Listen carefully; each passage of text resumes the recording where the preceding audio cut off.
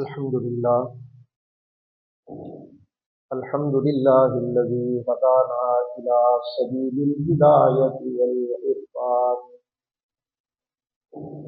وجعلنا من أهل الإسلام والإيقان ونشهد أن لا إله إلا الله وحده لا شريك له شهادة بالقلب واللسان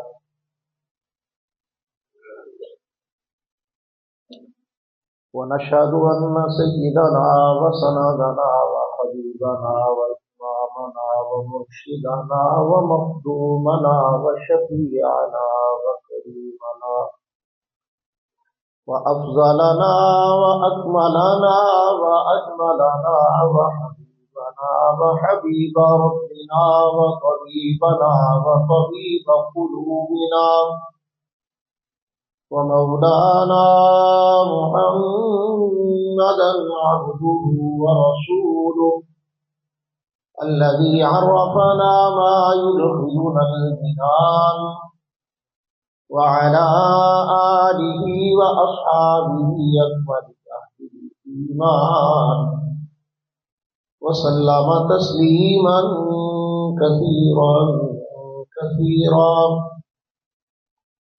أما بعد فأعوذ بالله من الشيطان الرجيم. بسم الله الرحمن الرحيم.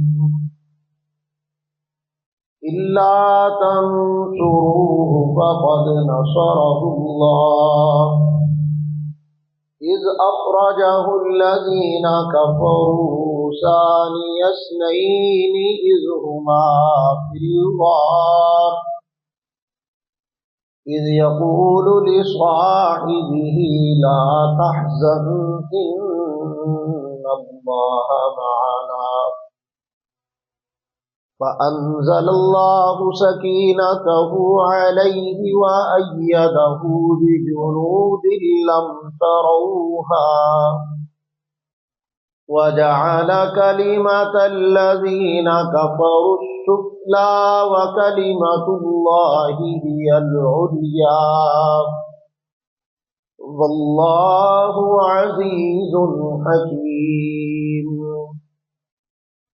قال النبي صلى الله عليه وسلم أفضل البشر بعد الأنبياء أبي بكر. قال النبي صلى الله عليه وسلم أنت عتيق الله من النار. قال النبي صلى الله عليه وسلم أرحم أمتي أبي بكر أو كما قال عليه الصلاة والسلام. صدق الله العظيم وبلغنا رسوله النبي الكريم ونحن على ذلك لمن الشاهدين والشاكرين والحمد لله رب العالمين. بلغ العلا بكماله كشف الدجى بجماله حسنت جميع خصاله صلوا عليه وآله. انتہائی ادب و احترام، عقیدت و محبت، ذوق و شوق سے سارے حضرات مل کے درود پاک پڑھیں. اللهم صل على محمد وعلى آل محمد كما صليت على إبراهيم وعلى آل إبراهيم إنك حميد مجيد. اللهم بارك على محمد وعلى آل محمد كما باركت على إبراهيم وعلى آل إبراهيم إنك حميد مجيد.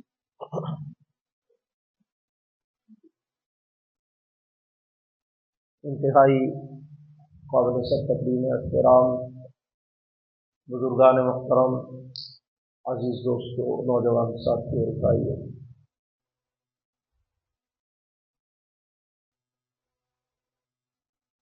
اللہ رب العزت نے جناب نبی کریم صلی اللہ علیہ وسلم کو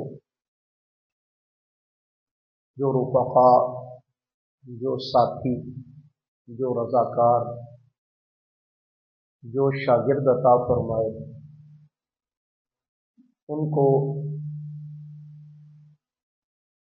صحابہ کرام رضوان اللہ تعالی علیہم اجمعین کہا جاتا ہے۔ ان میں صحابہ کرام کے اپنے اپنے مراتب، درجات اور مقامات ہیں، لیکن پوری امت کا اس بات پہ اتفاق ہے کہ تمام صحابہ کرام رضوان اللہ تعالی علیہم اجمعین سیدنا صدیق اکبر رضی اللہ تعالی عنہ کا مقام سب سے بلند و بالا، عرفہ اور اعلیٰ ہے۔ اور یہ بات کسی کی اپنی طے کردہ نہیں ہے، کسی مولوی صاحب کا فتویٰ نہیں ہے، کسی عام آدمی کی بات نہیں ہے، بلکہ رسالت مآب رحمت کائنات سیدنا محمد رسول اللہ صلی اللہ علیہ وسلم کے مبارک لبوں سے نکلے ہوئے الفاظ ہیں، جس میں آپ نے بڑے واضح، دو ٹوک اور صاف لفظوں میں ارشاد فرمایا کہ افضل البشر بعد الانبیاء ابی بکر۔ پوری کائنات میں جب سے یہ دنیا بنی ہے تب سے لے کے جب یہ دنیا ختم ہوگی تب تک پوری کائنات میں روئے زمین پر، اس آسمان کے نیچے اور اس زمین کے اوپر، انبیاء کے بعد اللہ نے جن لوگوں کو نبوت سے سرفراز فرمایا ہے، رسالت عطا فرمائی ہے، ان رسولوں اور نبیوں کے بعد پوری کائنات میں سب سے زیادہ افضل ترین، اعلیٰ بہترین شان والے شخص کو حضور نے فرمایا کہ وہ ابو بکر ہے۔ تو اب اللہ کے نبی کی زبان سے جسے اتنا بڑا اعزاز مل جائے، اسے اہل ایمان کے اوپر تو یقینی لازم ہو جاتا ہے کہ وہ اللہ کے نبی کی اس بات پہ اعتماد کر کے جس کو حضور نے بڑا کہا ہے اس کو بڑا مانے، جس کو اللہ کے نبی نے اعلیٰ مرتبہ عطا فرمایا اس کے مرتبے کا لحاظ کرے، جس کی عظمت کا اعلان کیا ہے اس کی عظمت کا اعتراف کرے۔ نبی کریم صلی اللہ علیہ وسلم نے سیدنا صدیق اکبر رضی اللہ تعالی عنہ کو اپنی زندگی میں اپنے مصلی پہ کھڑا کر کے امت کا امام بنایا۔ حدیث کے الفاظ ہیں مرو ابا بکر فلیصلی بالناس، کہ میری طرف سے ابو بکر کو یہ حکم دو کہ لوگوں کو نماز پڑھائیں۔ اب اللہ کے نبی نے خود سے اپنی نگرانی میں، اپنی زندگی میں خود سے کہہ کے مصلی دے دیا۔ طبقات ابن سعد میں روایت موجود ہے، فرماتے ہیں کہ جناب رسول اللہ صلی اللہ علیہ وسلم کے دنیا سے تشریف لے جانے کے صرف 6 ماہ کے بعد حضرت سیدہ فاطمہ الزہرا رضی اللہ تعالی عنہ کا انتقال ہو گیا۔ تو اب جب ان کا انتقال ہوا تو حضرت سیدنا علی المرتضیٰ رضی اللہ تعالی عنہ نے جنازے کے موقع پر حضرت سیدنا صدیق اکبر رضی اللہ تعالیٰ عنہ کو ہاتھ پکڑ کے مصلی پہ آگے کیا کہ آپ جنازہ پڑھائیں۔ اب یہ بات تاریخی روایت ہے، اس کا آپ انکار نہیں کر سکتے۔ سیدہ فاطمہ الزہرا کا جنازہ پڑھانے کے لیے حضرت علی رضی اللہ تعالیٰ عنہ حضرت ابو بکر سے کہہ رہے ہیں کہ آپ جنازہ پڑھائیں، تو سیدنا صدیق اکبر رضی اللہ تعالیٰ عنہ نے حضرت علی سے کہا کہ آپ تو گھر کے فرد بھی ہیں، سیدہ کے شوہر بھی ہیں، رسول اللہ کے داماد بھی ہیں، مقام و مرتبہ میں عزت و عظمت رکھتے، جنازہ آپ پڑھائیں، میں پیچھے کھڑا ہو کے پڑھ لیتا ہوں۔ تو انہوں نے کہا کہ جس نے رسول اللہ صلی اللہ علیہ وسلم سے خود یہ سنا ہو کہ جس قوم میں ابو بکر موجود ہو اس میں کسی اور کو یہ اجازت اور جرت نہیں ہے کہ وہ کسی غیر کو اپنا امام بنائے. تو یہ بات حضرت سیدنا علی المرتضیٰ رضی اللہ تعالیٰ عنہ فرما رہے ہیں. جس قوم میں ابو بکر موجود ہو تو اس کی موجودگی میں مصلی پہ کوئی اور نہیں کھڑا ہو سکتا. تو کیسے ہو سکتا ہے کہ میں آپ کے ہوتے ہوئے خود سے مصلی پہ کھڑا ہو کے نماز پڑھا دوں؟ تو آپس میں ان کا محبت کا انداز، ان کا ایک دوسرے کے ساتھ تعلق اور پیار اس درجے کا ہے. اب حضرت علی رضی اللہ تعالیٰ کا اپنا ایک مقام ہے. میں آپ کو ایک چھوٹی سی بات عرض کرتا ہوں. سیدنا صدیق اکبر رضی اللہ تعالیٰ عنہ کو خلافت کا دیا جانا، جانشینی کا سونپا جانا، رسول اللہ کی نیابت کا مل جانا، یہ ایک قدرتی امر ہے، اللہ کی طرف سے ہے. اس پہ ہم کون ہوتے ہیں اعتراض کرنے والے؟ کوئی کون ہوتا ہے اس پہ بلا وجہ انگلی اٹھانے والا؟ حدیث پاک میں کئی جگہ ایسے الفاظ موجود ہیں. میں نے عرض کیا نا کہ حضرت علی رضی اللہ تعالیٰ کی ایسی ایسی گواہیاں موجود ہیں جس کا آپ انکار ہی نہیں کر سکتے.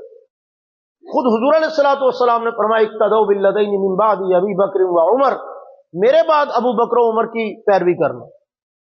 خود نبی پاک صلی اللہ علیہ وسلم سے یہ بات موجود ہے کہ کوئی آیا حضور سے مسئلہ پوچھنے کے لیے حیات طیبہ کے آخری دنوں میں، زندگی کے آخری ایام میں، تو حضور علیہ السلام نے اس کو خود سے کہا کہ بھئی اگر تم مسئلہ پوچھنے دوبارہ آؤ اور میں نہ ملوں تو کیا کرو گے؟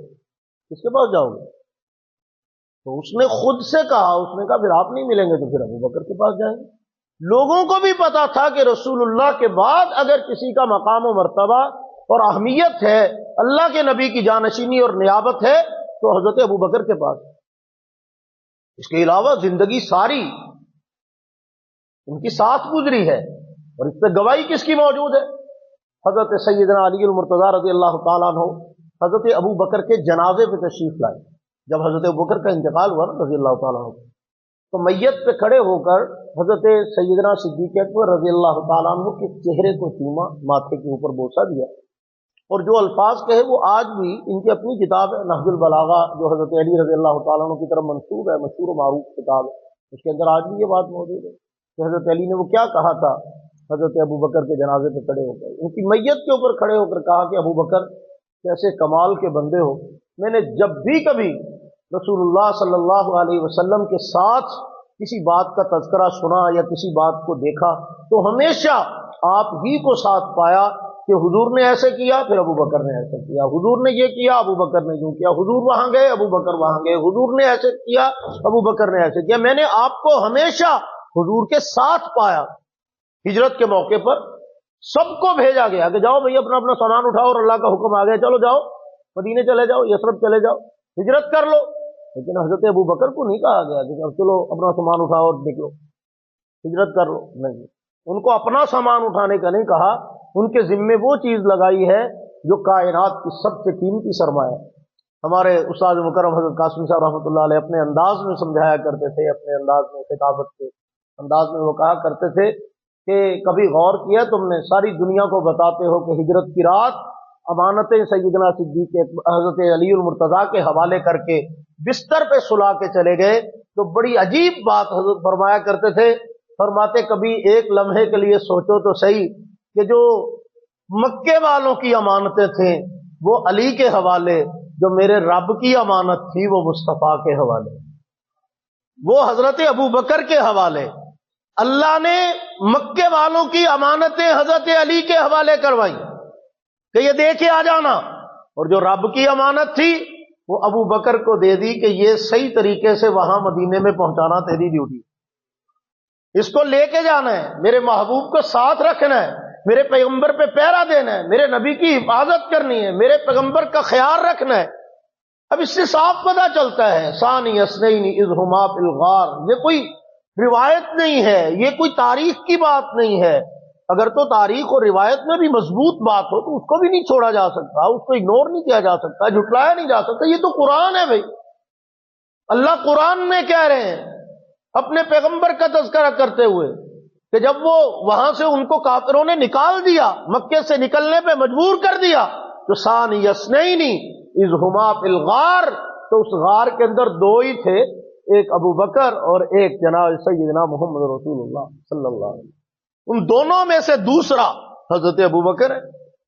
اور پھر اس موقع پر سیدنا صدیق اکبر نے جب فکر مندی کا اظہار کیا کہ یا رسول اللہ دشمن تو تلاش کرتے آ رہے ہیں، کیا بنے گا، تو اس وقت تسلی کے الفاظ جو کہے رسول اللہ صلی اللہ علیہ وسلم نے، وہ قرآن نے نقل کی کہ لا تحزن ان اللہ معنا، کہ غم نہ کر، فکر نہ کر، اللہ ہمارے ساتھ، اللہ ہمارے ساتھ ہے۔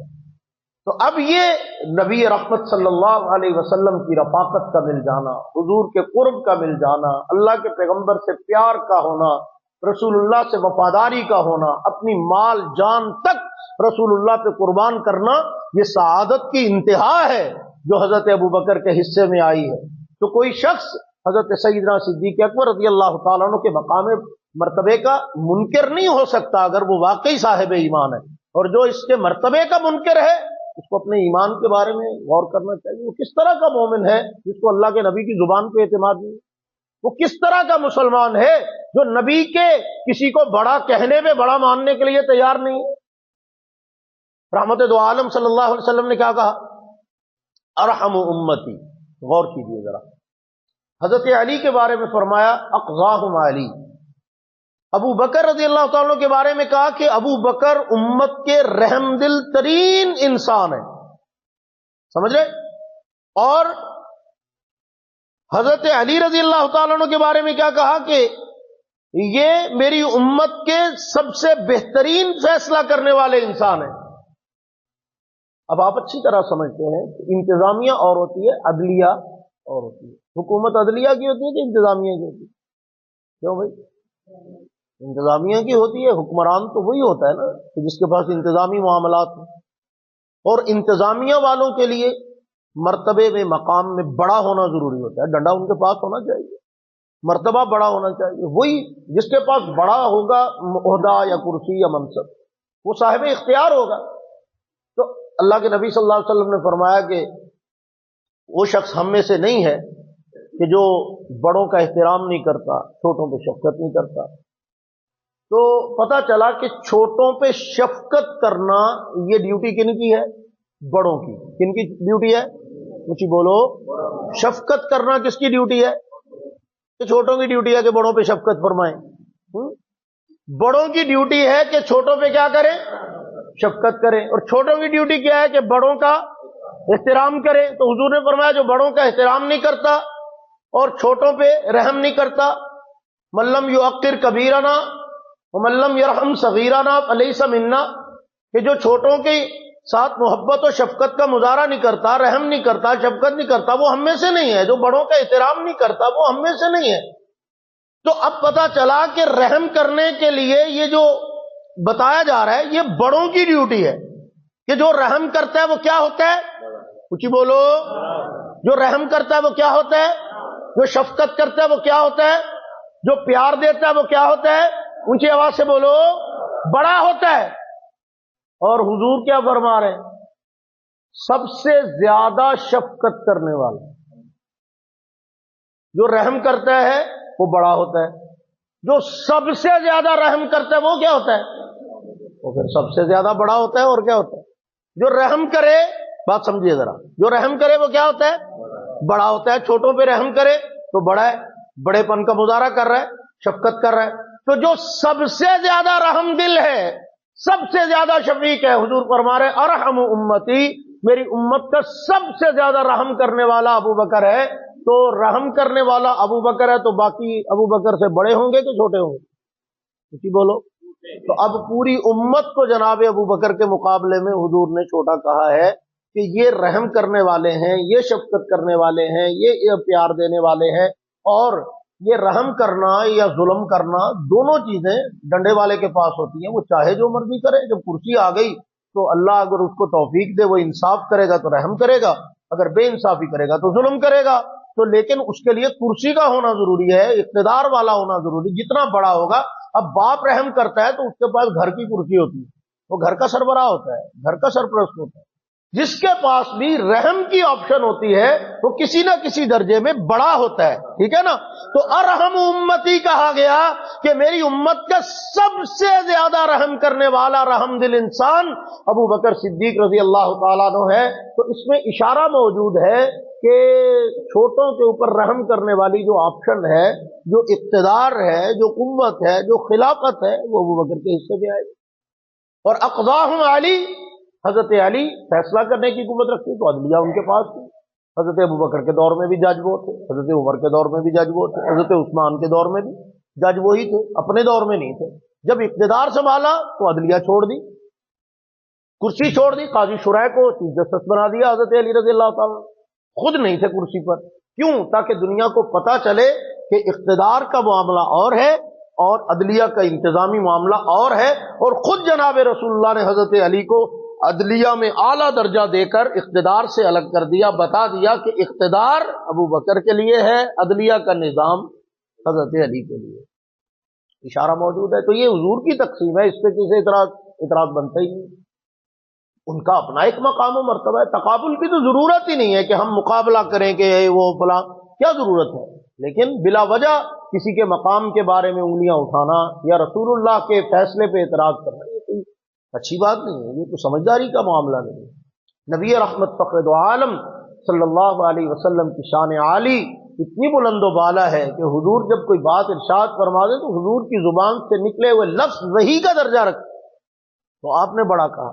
اب توجہ سے بات سنیے، میں بات کو مختصر کر کے آپ کو سمجھانے کی کوشش کرتا ہوں. مقصد ہے مقام و مرتبہ سمجھانا آج کی گفتگو میں حضرت ابو بکر رضی اللہ تعالیٰ کہ ایک عظیم انسان جو ہمارے محسن ہے، پوری امت کے مقتدا اور پیشوا، اللہ کے نبی کے جانشین، نائب پیغمبر، وارث مصلی رسول، رفیق یار و غار اللہ کے نبی کے غار اور مزار کے رفیق، جنت کے رفیق، دنیا کے رفیق، حضور علیہ الصلوۃ والسلام سے انتہائی تعلق اور محبت میں سب سے آگے، اتنی شان و عظمت والے اور مرتبے والے، ان کا حق ہے کہ ان کو بڑا مانا جائے، ان سے محبت کی جائے، ان کا احترام کیا جائے.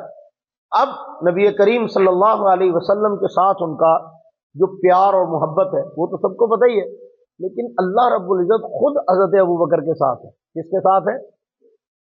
بعض دفعہ ہوتا ہے نا بندہ کسی نال آپس سے لگیا ہوئے تو وہ کہنا یار تو میرے حل ہے کہ حل ہے، تو وہ میں ادیاں گلاں کری جاننے ساری. تو آپ نے کبھی غور نہیں کیا کہ اللہ آپ ابو بکر کی طرف ہے، تسی کہ مقابلہ کر لو گے؟ ماننے میں خیر ہے، حضرت ابو بکر کے مقام و مرتبے کو تسلیم کرنے میں خیر ہے، کیونکہ اللہ ان کے ساتھ ہے. میں آپ کو اس کی صرف ایک مثال دیتا ہوں کہ اللہ کتنا ساتھ ہے حضرت ابو بکر کے. غور سے سنیے گا. غزوہ تبوک کا موقع تھا. نبی کریم صلی اللہ علیہ وسلم نے صحابہ کرام کو ترغیب دی، بیٹھے ہوئے تھے سارے، کہ بھئی یہ جو ہم لے کے جا رہے ہیں لشکر اللہ کے راستے میں جہاد کے لیے، وہ موقع بڑا عجیب تھا. اس کو جیش اسرا کہا جاتا ہے. جیش اسرا کا مطلب یہ ہوتا ہے کہ وہ نہ تنگی کے دن تھے. اب آپ کو تنگی کے دن سمجھ نہیں آئیں گے، اب میں آپ کو کس طرح سے سمجھاؤں. تنخواہ ملتی ہے مہینے کے شروع میں. تنخواہ کب ملتی ہے؟ اور تنگی کے دن ہوتے ہیں مہینے کے آخری والے تنخواہ دار بندے کے لیے. سمجھ آ گئی؟ اسی طرح جس بندے کا ہونا کھیتی باڑی کا کام، تو اس کی بہترین ٹور ٹپا دیکھنا ہو تو تب ہوتا ہے جب تازی تازی فصل بکی ہو گئی. ٹھیک ہے نا جی؟ وہ ہوتے ہیں اس کی خوشی کے دن، اس کی آسانی کے دن، اس کی جو بہت زیادہ مالداری کے دن. اور تنگی دیکھنی ہو جدو کھاد بھی ادھار تے ٹریکٹر بھی ادھار تے سارا کچھ ادھار تے بوریاں بھی ادھار تے یار لے لیں فصل چکنی وہ تین دے دینے، فصل چکنی تینوں دے دینے، اے بس ہو گیا تے تینوں دے دینے. یہ ہوتے ہیں تنگی کے دن، جب ابھی فصل پکی نہیں، آخری دن چل رہے ہیں اور ساری امیدیں فصل کے اوپر ہیں کہ فصل آئے گی، بیچیں گے تو پھر کچھ کریں گے. ٹھیک ہے نا؟ اب سمجھ آ گئی بات. اس کو کہتے ہیں تنگی کے دن. اب اس احادیث کی کتابوں میں باقاعدہ اس کا تذکرہ ہے کہ غزوہ تبوک کو جیش اسرا کہا جاتا ہے. کہ تنگی والا لشکر، اتنے تنگ دن تھے. تنگ دن کیوں تھے؟ کھجوروں کا ہی کام تھا سارا زیادہ، یعنی وہاں پہ کھجوروں کی پیداوار ہوتی تھی، باغات ہوتے تھے صاحب ثروت لوگوں کے پاس، یا تجارت ہوتی تھی. دو ہی کام تھے. تو اب جو کھجوروں کا سیزن تھا نا، وہ یہ تھا کہ پہلیاں کھجوراں گئیاں مک، تھوڑیاں جے رہ گئی ہیں، جدا مونجی آخر تے مہنگی ہو جاندی ہے، نویاں جے آئی نہیں. تو بالکل آخری چل رہا تھا اور ادھر سے نئی کھجوریں ابھی پکی نہیں، باغ پکے نہیں، نئی فصل ابھی آئی نہیں، بالکل اختتام چل رہا تھا اور فصل ابھی پکی نہیں تھی. اور عجیب سی کیفیت تھی، تنگی کے دن تھے، ہر بندے کا ہاتھ تقریباً تنگ تھا. اس موقع پر اللہ کی طرف سے حالات ایسے بن گئے کہ غزوہ تبوک کی مہم پیش آ گئی اور بہت بڑا لشکر صحابہ کرام کا وہ جانا چاہ رہا تھا حضور علیہ السلام کی قیادت میں، اور لڑائی کے لیے اور جنگ کے لیے اللہ کی طرف سے جہاد کا حکم تھا۔ اب عجیب صورتحال، نہ اللہ کے حکم کو ٹالا جا سکتا ہے، پیسے پلے ہے کوئی نہیں، انتظامات کے مسائل پیدا ہو رہے ہیں، بڑی عجیب سی صورتحال ہو گئی۔ تو حضور علیہ السلام نے اس موقع پر صحابہ کرام سے کہا کہ بھئی جو اللہ پاک نے جس کو وسعت دی ہے، جس کے پاس کو جمع پونجی ہے، جس کے پاس کو مال زیادہ ہے، جس کو اللہ نے غنا دیا ہے، وہ فصل پہ نہیں بیٹھا ہوا بلکہ اس کا کوئی اور سیٹ اپ کاروبار ہے، تو وہ مہربانی کر کے اللہ کے راستے میں کچھ نہ کچھ خرچ کرے، کچھ دے، تاکہ ہم وہ اجتماعی مال سے سب کے لیے انتظامات کریں اور اللہ کے حکم کو پورا کرنے کے لیے میدان جہاد میں جائیں۔ تو اس کے لیے کون تعاون کرے گا بھی؟ اب حضور علیہ السلام نے جب یہ کہا نا، تو صحابہ کرام اپنی اپنی حیثیت کے مطابق اٹھ کے کھڑے ہوئے، کسی نے کچھ دیا۔ اب اس کے بڑے ایمان افروز قسم کے واقعات موجود ہیں حدیث کی کتابوں میں کہ حضرت عثمان رضی اللہ تعالیٰ اٹھ کے کھڑے ہوئے اور انہوں نے 100 اونٹ غلے سے لدے ہوئے جناب رسول اللہ صلی اللہ علیہ وسلم کی خدمت عالیہ میں پیش کیے کہ یا رسول اللہ یہ میری طرف سے بطور گفٹ کے ہدیے کے قبول فرمائے۔ تو بیٹھ گئے تو حضور نے فرمایا اور کوئی ہے جو میرے ساتھ جنت کا سودا کرتا ہے تو وہ میں اس کو جنت کی بشارت دیتا ہوں۔ تو حضرت عثمان پھر اٹھ کے کھڑے ہو گئے، انہوں نے کہا اب کیا کہتے ہیں؟ انہوں نے کہا یا رسول اللہ 100 اونٹ اور نہیں کرے۔ پھر بیٹھ گئے تو تیسری مرتبہ جب کہا تو حضرت عثمان پھر اٹھ کے 300 اونٹ کی روایت ملتی ہے کہ 300 غلے سے لدے ہوئے اونٹ حضرت عثمان نے حضور علیہ السلام کی خدمت عالیہ میں پیش کیے، اور اس کے بعد پھر سے جب کہا تو حضرت عثمان پھر اٹھ کے کھڑے ہو گئے۔ اور یہ ایک الگ عنوان ہے، میں کبھی آپ کو تفصیل سے انشاءاللہ سناؤں گا، پہلے سنا چکا ہوں، بھول جاتے ہیں آپ، کہ رسول اللہ صلی اللہ علیہ وسلم کی حیات طیبہ میں کبھی ایسا ہوا ہی نہیں کہ حضور نے جنت کے سودے کی بات کی ہو اور مجمع میں حضرت عثمان تشریف فرما ہو اور اٹھ کے کھڑے نہ ہوئے ہوں۔ پہلے نمبر پہ یہ ہو ہی نہیں سکتا، کبھی نہیں ہوا پوری حیات طیبہ میں کہ حضور نے مجمع عام میں کہا کہ کوئی بندہ ہے جو جنت کا سودا میرے ساتھ کرنا چاہے اور مجھے یہ دے، میں اس کو جنت کی بشارت دیتا ہوں۔ جملہ پورا ہونے سے پہلے حضرت عثمان اٹھ کے کھڑے نہ ہوئے ہوں، یہ پوری حیات طیبہ میں رسول اللہ کی سیرت میں کبھی نہیں ہوا۔ حضرت عثمان کو اللہ نے اتنا مقام و مرتبہ عطا فرمایا۔ اور مزے کی بات یہ ہے کہ پکا جنتی ہے۔ حضور نے کہا عثمان فی الجنہ، اللہ کے نبی نے فرمایا انت رفیقی فی الجنت عثمان، جنت میں میرا ساتھی عثمان ہے۔ حضور نے جنتی کہہ دیا، قرآن نے جنتی کہہ دیا، لقد رضی اللہ عن المؤمنین اذ یبایعونک تحت الشجرہ، ان کی وجہ سے تو 1400 صحابہ کو جنت کی بشارت قرآن میں دے دی، اللہ نے ان کے لیے اپنی رضا کا اعلان کر دیا۔ اتنا مقام و مرتبے والا بندہ پھر سے دوبارہ جنت خریدنے کے لیے کھڑا ہو جاتا ہے، کمال نہیں؟ آپ کو کوئی بندہ کہے کہ بھی تہاڈیاں تو بسیاں ہی ساریاں، تسی اج ہی نماز تو ریٹائر ہو جانا، ہن پڑھن دی کیڑی لوڑ ہے، ہن تو پتہ لگ گیا کہ آپ بچے بچکائے ہیں، ٹھیک ہے نا بھائی؟ تو ان کو پتا تھا کہ ہم جنتی ہیں، قرآن ان کو جنتی کہہ رہا ہے، لیکن آخر دم تک نہ انہوں نے فرائض چھوڑے، نہ انہوں نے واجبات چھوڑے، نہ انہوں نے نیک اعمال چھوڑے، نہ رسول اللہ کے دین سے وفا کرنا چھوڑی۔ تو سیدھے جنتی ہیں، سانوں ہن کچھ کرن دی کی لوڑ؟ اس سے بڑھ کے کچھ ہو سکتا ہے کہ جب چوتھی مرتبہ کھڑے ہوئے نا حضرت عثمان، تو حضور علیہ الصلوۃ والسلام کی بارگاہ میں 1000 سونے کے دینار پیش کیے۔ تو ترمذی شریف میں حدیث ہے کہ حضور علیہ الصلوۃ والسلام نے ان دیناروں کی تھیلی کو نا اپنی جھولی میں الٹا لیا، ایسے نکال لیا، اور نکال کے یوں ہاتھوں سے جیسے بندہ کھیلتا ہے نا، ایسے یوں ہاتھوں سے اوپر کر رہے تھے وہ سونے کے دیناروں کو اس طرح سے، اور زبان سے جو جملہ ارشاد فرمایا وہ تاریخ اور سیرت اور حدیث کے ریکارڈ پہ آج بھی موجود ہے۔ فرمایا ما ضر عثمان ما عمل بعد هذا اليوم، آج کے بعد عثمان کو اس کا کوئی عمل نقصان نہیں پہنچا سکتا، کوئی دنیا کی طاقت عثمان کو جنت میں داخلے سے نہیں روک سکتی کہ جناب رسول اللہ کی طرف سے اتنی بڑی گارنٹی دی جا رہی ہے، یہ صرف حضرت عثمان کا اعزاز ہے۔ اچھا اب میں جو بات آپ کو سنائی درمیان میں آ گئی، چلو اب ہوا یہ کہ حضور نے فرمایا لاؤ بھئی، اب حضرت عثمان نے تو بہت سارا مال دیا، سب سے نمبر لے گئے۔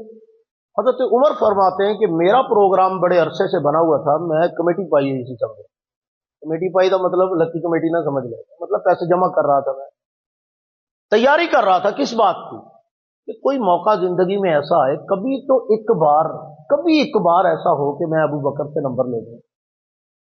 یہ ایک خواہش تھی اور اس میں کوئی برائی کی بات نہیں ہے، نیکی میں آگے بڑھنے کی ٹرائی کرنا کوئی بری بات نہیں ہے۔ فرمایا کہ میری خواہش تھی کہ میں نمبر لے جاؤں، کبھی تو ایسا ہو ایک بار ہی، چلو ریکارڈ تو توڑوں ابو بکر کا کہ ہر کام میں ابو بکر پہلا، ہر کام میں ابو بکر کو اولیت، ہر کام میں فوقیت، ہر کام میں جیت جاتے ہیں، فرسٹ پوزیشن ابو بکر کی، کبھی تو ہو کہ میں جیت جاؤں۔ تو حضرت عمر فرماتے کہ میں نے باقاعدہ پیسے جمع کرنے شروع کیے اور جمع کرتے کرتے میرے پاس ہو گئے 40,000 درہم. کتنے؟ 40,000 درہم. اب فرمایا کہ وہ 40,000 درہم میں نے جمع کیے ہوئے تھے. آپ بھی ماشاءاللہ خوش ہو رہے ہیں کہ نہیں جمع کرنا تو پھر ثواب کا کام ہوا نا. اسی لیے جوڑنے شروع کریے ہیں. کیا لیے جوڑنا شروع کریے؟ یہاں آگے بھاگ جاؤ گے آپ. حضرت عمر مکان بنانے کے لیے جوڑ رہے تھے, گاڑی خریدنے کے لیے جوڑ رہے تھے, بچوں کی شادیاں کرنے کے لیے جوڑ رہے تھے. کس لیے جوڑ رہے تھے؟ اس لیے جوڑ رہے تھے کہ جب رسول اللہ کہیں گے تو میں آپ کی خدمت میں پیش, میں دین پہ خرچ کروں گا, اللہ کے دین پہ قربان کروں گا. ایسے بندے ماں نے کبھی جننے ہیں دوبارہ؟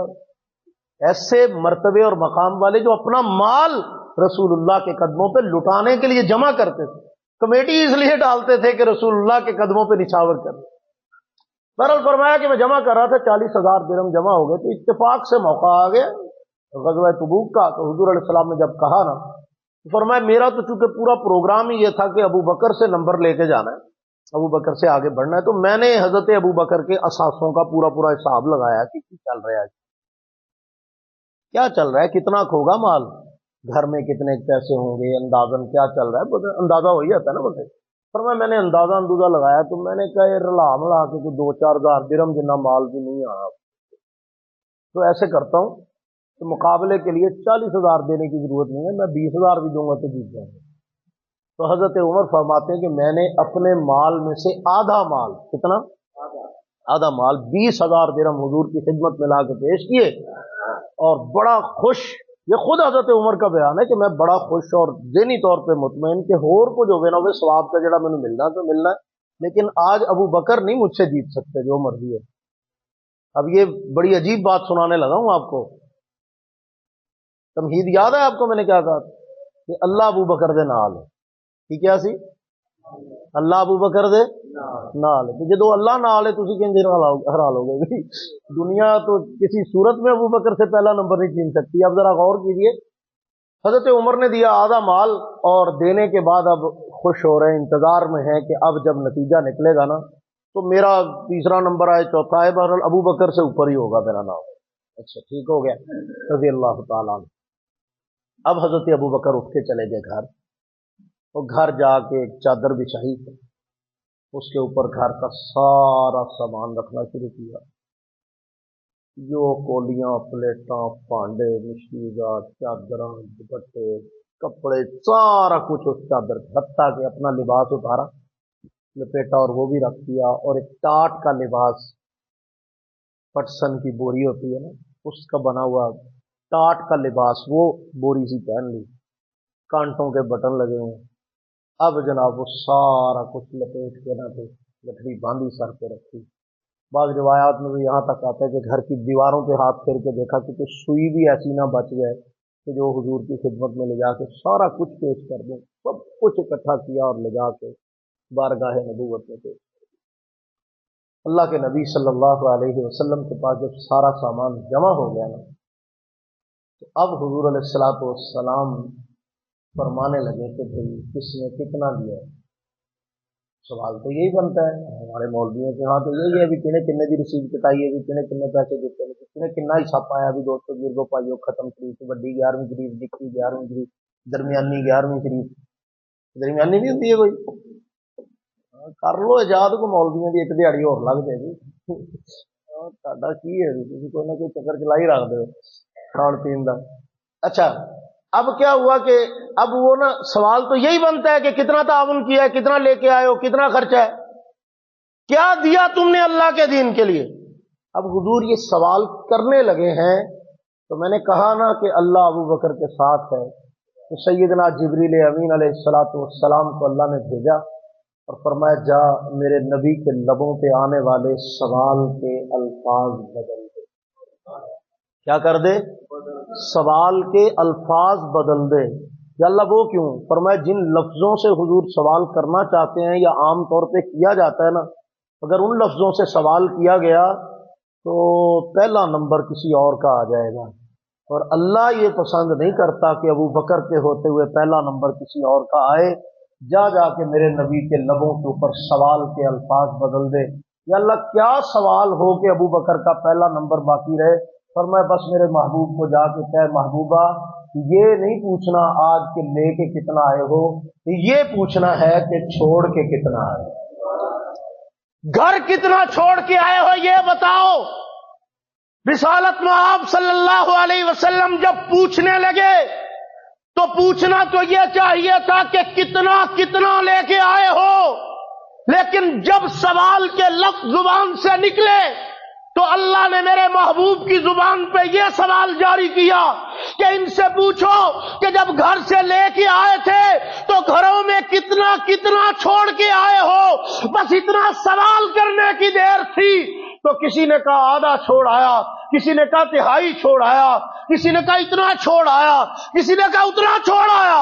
حضرت ابو بکر سے پوچھا ابو بکر کتنا لے کے آئے ہو، کتنا چھوڑ کے آئے ہو؟ عرض کیا یا رسول اللہ جب آقا کا حکم ہو تو پھر گھر میں کچھ چھوڑ کے بھی آتے ہیں، میں تو صرف اللہ اور اس کے رسول کا پیار گھر میں چھوڑ آیا ہوں، اللہ اور اس کے نبی سے وفا چھوڑ کے آیا ہوں، اللہ اس کے نبی کی محبت چھوڑ کے آیا ہوں، مجھے گھر میں اور کچھ نہیں چاہیے، میں نے سارا کچھ لا کے مصطفیٰ کے قدموں میں ڈھیر کر دیا۔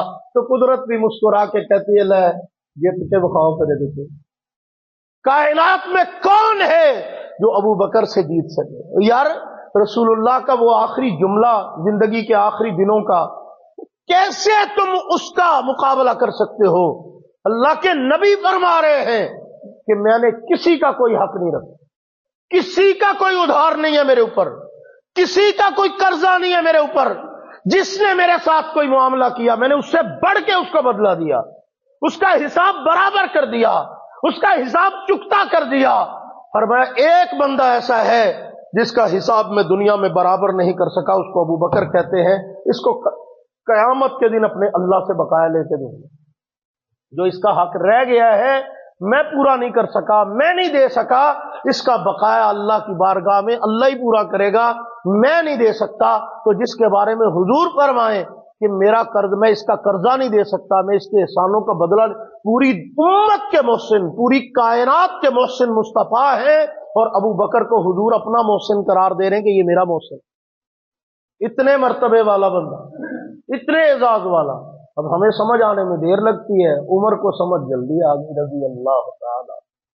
ہمیں بڑی دیر لگتی، پوری تقریر سن کے بھی بڑی مشکل سمجھ آتی ہے کہ حضرت ابو بکر کا اتنا بڑا مقام ہے، تو حضرت عمر کو سمجھ آ گیا کہ اس بندے کو نہیں جیتیا جا سکتا، اس بندے سے نہیں جیتا جا سکتا۔ پھر کیا کرنا چاہیے انہوں کہ چلو مقابلہ نہیں ہو سکتا تو سودا تو ہو سکتا ہے، سمجھو مقابلہ نہیں ہو سکتا تو سودا تو ہو سکتا ہے نا، تو سودا کر لینے۔ وہ آپ پہلے ہماری اسکول کی کتابوں میں یہ واقعہ پڑھایا جاتا تھا، آپ کا مجھے پتہ نہیں ہے، ہم سے دوبارہ اسکول میں داخل نہیں ہوئے کرے، تو آپ کے بچوں کو پتا ہوگا کیا چل رہا ہے۔ تو پہلے اسکول کی نا ابتدائی اردو اسلامیات کی کتابوں میں یہ واقعہ موجود تھا کہ حضرت عمر رضی اللہ تعالیٰ عنہ حضرت ابو بکر کے پاس گئے اور جا کر انہوں نے حضرت ابو بکر سے کہا کہ ابو بکر یار یہ سودا کریں، کیا سودا کرنا ہے؟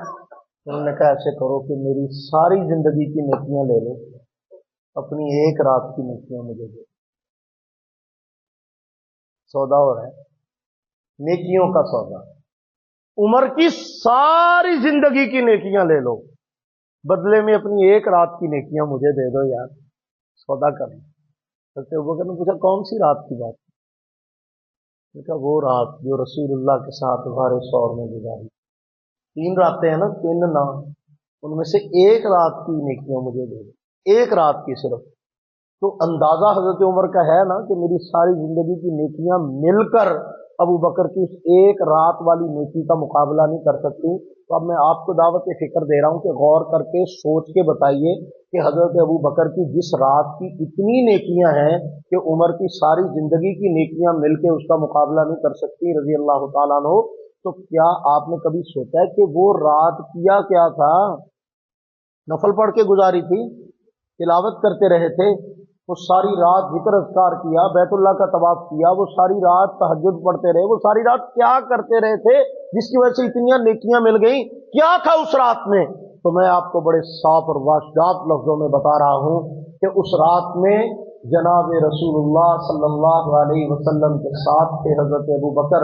نیکیاں کس بات کی، اجر کس بات کا کہ جو حضرت عمر رضی اللہ تعالیٰ عنہ فرما رہے ساری زندگی کی نیکیاں اس رات پہ قربان. تو اس رات میں کون سا وہ برکت والا عمل تھا جو حضرت ابو بکر نے کیا؟ وہ عمل تھا ذات نبوت کی حفاظت کا عمل، پیغمبر پہ پہرا دینے کا عمل، نبوت کے ساتھ وفا کرنے کا عمل، اللہ کے نبی سے یاری نبھانے کا عمل، اللہ کے نبی سے تعلق کا لحاظ کرنے کا عمل.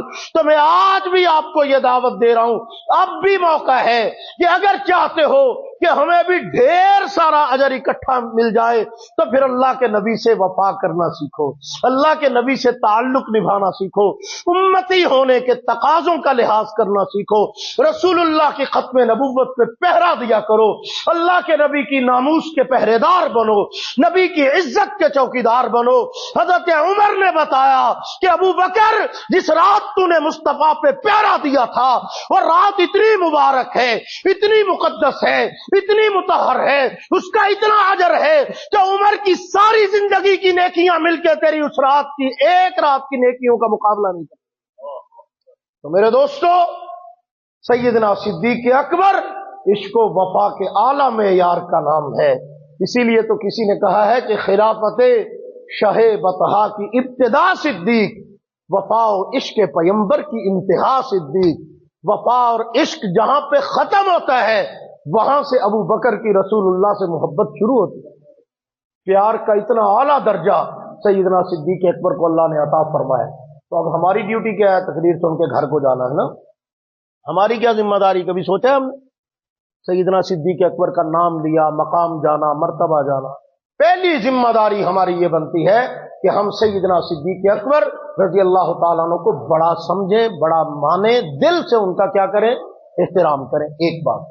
دوسری چیز، ان کے طرز عمل سے سیکھیں کہ نبی کی ذات پہ، نبی کی ختم نبوت پہ پہرا دینا یہ عین عبادت ہے.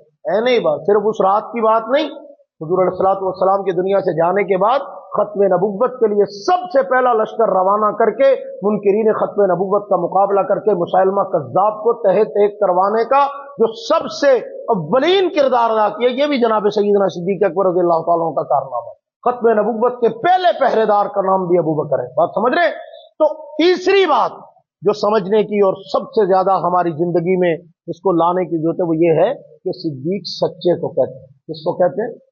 سب سے زیادہ سچا بندہ امت کا رسول اللہ سے جس نے سچ سیکھا. جو خالی تذکرہ کرنے سے کام چلتا ہے، خالی ان کی عظمتوں کو سلام کرنے سے کام چل جاتا ہے؟ نہیں، اتنا ہی کام نہیں ہے، بلکہ ان کے طرز عمل کو فالو کرنا. وہ سچے تھے تو ہمیں بھی سچا بننا ہے. قول و عمل کا سچا، اپنے کردار کا سچا، اپنی زبان کا سچا، اپنے معاملات کا سچا. جو کہہ دیا اس پہ عمل کرنا، اس پہ ڈٹ جانا، اس پہ کھڑے ہو جانا، اپنی بات پہ پہرا دینا، سچائی اور صداقت کے دامن کو ہمیشہ تھام کے رکھنا. اور یہ میں نہیں کہہ رہا، قرآن کہہ رہا ہے یا ایھا الذین آمنوا اتقوا اللہ وکونوا مع الصادقین. ایمان والو پرہیزگاری اختیار کرو، اللہ سے ڈرو اور سچوں کے ساتھی بنو. کس کے ساتھی بنو؟ کس کا ساتھی بنو؟ کس کے ساتھی بنو؟ تو سچوں کے سردار کون ہے؟ حضرت ابو بکر. سچوں کے سردار کون ہے؟ حضرت ابو بکر. اس قافلے میں شامل ہو جاؤ جس قافلے کے سردار ابو بکر ہے. تو جھوٹ بولتے رہو گے تو جھوٹوں کے قافلے میں شامل ہوگے، سچ بولو گے تو سچوں کے قافلے میں شامل ہوگے جس کے سردار کا نام ابو بکر ہے. اللہ سے دعا ہے اللہ تعالی ہمیں قول و عمل کا سچا بنائے، قول و فعل کا سچا بنائے، ہمیں سچوں کے ساتھ زندہ رکھے، سچوں کے ساتھ موت عطا فرمائے، سچوں کے ساتھ ہمارا حشر فرمائے. وآخر دعوانا الحمدللہ.